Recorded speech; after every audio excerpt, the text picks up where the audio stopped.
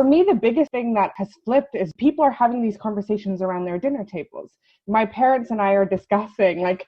how society is shaped, how unfair society is, who is making decisions, what is the type of world that we want on the other end of this, what are the type of jobs we want, what do we value, that more value should be placed in different types of work, that we want a care economy, that there's too many people propping up our society that are not being paid or are not being valued. And for me, that's the most fundamental flip, is having especially come out of an election just a few months ago where there was a political party trying to make the case that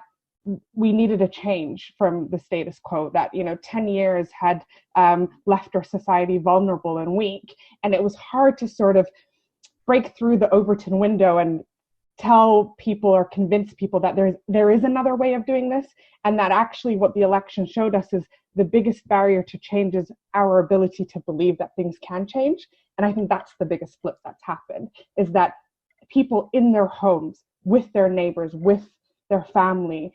are changing their ideas of what's possible. I think one of the things we'll reflect on years on from now is how the coronavirus shocked us into doing something that we've been trying to do for a really long time. And that if anything come out of this crisis, and if any way we can remember all of the people that we've lost and start valuing the people who allowed us to get through it, is to make sure that we don't go back to normal and recognize that normal as it was a crisis in itself. The Flip!